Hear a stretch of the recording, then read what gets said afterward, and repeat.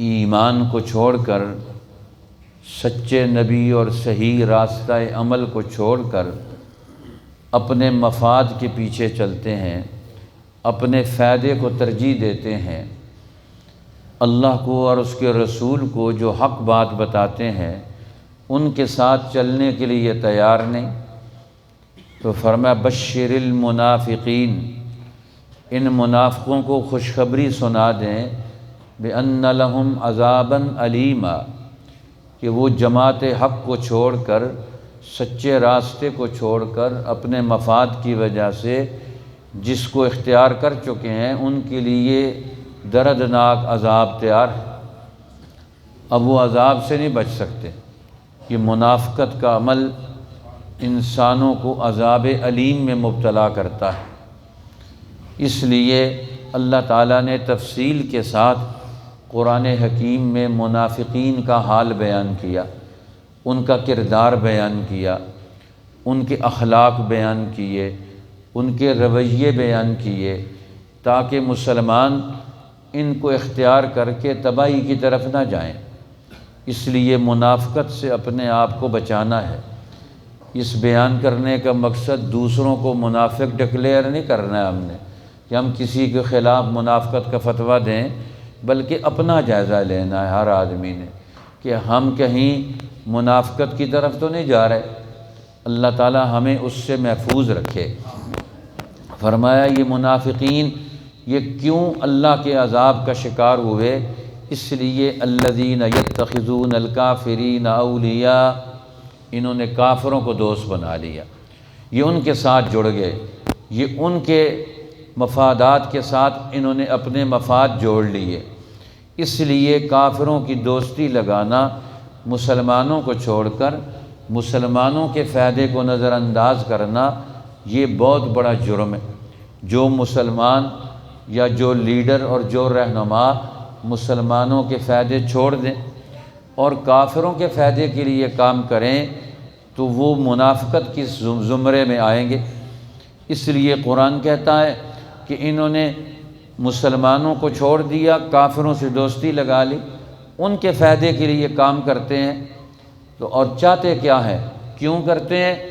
یہ دنیا کی چھوٹی غرض کے لیے۔ ایبتغون عندہم العزت، یہ ان کے ہاں وہ عزت تلاش کرتے ہیں کہ وہ ہمارا نام لیں گے، وہ ہماری شہرت کا ذریعہ بنیں گے، وہ ہمیں ترقی دیں گے، اس لیے ان کے ہاں عزت تلاش کرتے ہیں۔ تو اللہ فرماتے ہیں عزت تمہیں وہاں سے کہاں ملے گی؟ فإن العزت للہ جمیعا، عزت تو اللہ کے پاس ہے، اس لیے عزت تو اللہ نے دینی ہے، وہ جسے چاہتا ہے عزت دیتا ہے۔ وتعز من تشاء وتذل من تشاء، جسے چاہتا ہے وہ عزت دیتا ہے، جسے چاہتا ہے اسے ذلیل کر دیتا ہے۔ سب چیزیں ہونے کے باوجود وہ ذلیل ہو جاتے، اس لیے عزت تو اللہ کے پاس ہے۔ جو اللہ سے جڑے گا اس کو عزت ملتی ہے۔ اس لیے صحابہ کرام کے ذہن میں اپنی عزت دین کے ساتھ بیٹھ گئی۔ حضرت ابو درداء رضی اللہ تعالی عنہ یا کوئی اور صحابی تھے، جب وہ گئے، یا سلمان فارسی کا واقعہ بھی آتا ہے، ہو سکتا ہے سارے دونوں کے واقعات، کہ جب وہ گورنر بن کر گئے اپنے علاقے میں تو دعوت کھا رہے تھے، تو دسترخوان پر لقمہ ایک نیچے گر گیا ان کا۔ اب انہوں نے اس لقمے کو اٹھا کر صاف کر کے کھانے کے لیے جیسے ہی اسے اٹھایا تو لوگوں نے کہا اس علاقے کے لوگ نیچے سے گرا ہوا لقمہ اٹھا کر کھانے کو بےعزتی سمجھتے ہیں، اپنی اس کو اپنی ذلت سمجھتے ہیں، تو آپ یہ لقمہ نہ اٹھائیں۔ تو انہوں نے پہلے تو ویسے لقمہ کھا لیتے، تو انہوں نے اس لقمے کو اٹھایا اور اٹھا کر سب کے سامنے اسے صاف کیا، اور صاف کر کے کہا اَأَتْرُكُ سُنَّةَ حَبِيبِي لِهَٰؤُلَاءِ الْحُمَقَاءِ۔ ہمارے والد صاحب مرحوم یہ حدیث بیان کرتے تھے کہ کیا میں ان بیوقوفوں کی وجہ سے اپنے حبیب صلی اللہ علیہ وسلم کی سنت کو چھوڑ دوں؟ حضرت عمر رضی اللہ تعالیٰ عنہ جب بیت المقدس کی فتح کے لیے گئے تو بیت المقدس فتح نہیں ہو رہا تھا، اب وہاں محاصرہ کر لیا تو بیت المقدس کے سرداروں نے، پادریوں نے کہا کہ یہ بیت المقدس بغیر لڑائی کے ہم تمہارے حوالے کر دیں گے، ہماری کتابوں میں لکھا ہوا ہے کہ کون اسے فتح کرے گا، اگر تم اپنے امیر کو لے آؤ تو ہم اس کی نشانیاں دیکھ کر ہم تمہارے حوالے چابیاں کر دیں گے۔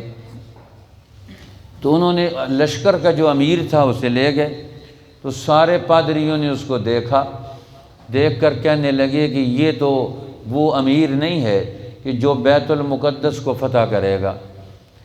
انہوں نے کہا، حضرت عمر کو خط لکھ دیا کہ بیت المقدس فتح ہوتا ہے اور آپ کے ساتھ فتح ہوتا ہے، آپ آئیں تو پھر فتح ہو جائے گا۔ انہوں نے کہا اچھی بات ہے۔ حضرت عمر نے سفر طے کر لیا، اب بیت المقدس کا سفر کر رہے ہیں، ساتھ کوئی ہوا والا کوئی نہیں ہے، صرف اکیلے اور ساتھ ایک غلام ہے۔ سواری پر سوار ہوتے ہیں، باری باری سواری پر سوار ہوتے ہیں، اور جب باری آئی وہاں قریب پہنچے تو اس وقت حضرت عمر کی مہار پکڑنے کی باری تھی اور غلام کی اوپر بیٹھنے کی باری تھی۔ اب وہاں پہنچے تو پھر انہوں نے دیکھا کہ یہ تو امیر آ گئے، اب وہ سارا شہر باہر آ گیا، اور باہر آ کر انہوں نے دیکھا، نشانیاں دیکھ رہے ہیں کتابوں کو، اور پھر سواری پر سوار آدمی کو دیکھ رہے ہیں۔ اب دیکھا تو انہوں نے کہا اس میں تو کوئی وہ علامتیں موجود نہیں ہیں۔ تو انہوں نے پوچھا مسلمانوں نے، تم کس میں نشانیاں تلاش کر رہے ہو؟ تو انہوں نے کہا جو سواری کے اوپر سوار ہے۔ انہوں نے کہا نا اس میں دیکھو جس کے ہاتھ میں مہار ہے، تم سوار کو دیکھ رہے ہو، جس کے ہاتھ میں مہار ہے اس کو دیکھو۔ جب اس کو دیکھا تو انہوں نے کہا اس میں تو ساری نشانیاں پوری ہیں۔ اب اس سے پہلے مسلمانوں کے لشکر نے ان کا استقبال کیا، تو امیر لشکر نے کہا آپ یہاں آئے ہیں، ایک تو آپ کپڑے بدل لیں، آپ کے کپڑوں میں پیوند لگے ہوئے ہیں، دوسرا سواری بدل لیں، اونٹ چھوڑ دیں، گھوڑے پر سوار ہو جائیں۔ حضرت عمر نے ان کی بات مان لی، سواری بدل لی، گھوڑے پر سوار ہو گئے، اور کپڑے بھی بدل لیے، کپڑے بھی نئے پہن لیے جو انہوں نے پیش کیے، اور تھوڑی دیر سواری پر سوار ہو کر آگے چلے۔ فرمائے مجھے تو اس سواری اور کپڑے سے تکبر کی بو آتی ہے، یہ واپس لے جاؤ، میرے لیے میرے اپنے کپڑے اور میری اپنی سواری مجھے دے دو۔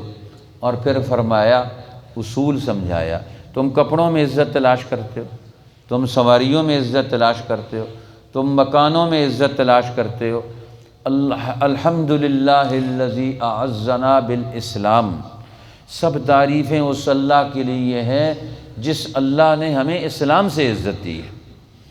اسلام سے ہماری عزت ہے، جس دین کو ہم مانتے ہیں اس دین سے ہماری عزت ہے، جس اللہ کو مانتے ہیں اس اللہ کے نام سے ہماری عزت ہے، جس نبی کو ہم نے اپنا لیڈر مانا ہے، رہنما مانا ہے، اس کی لیڈری اور رہنمائی میں چلنے میں ہماری عزت ہے۔ تم نے یہاں آ کر عزت کہاں سے تلاش کرنی شروع کر دی ہے؟ عزت کپڑوں میں ہے، عزت عمدہ لباس میں ہے۔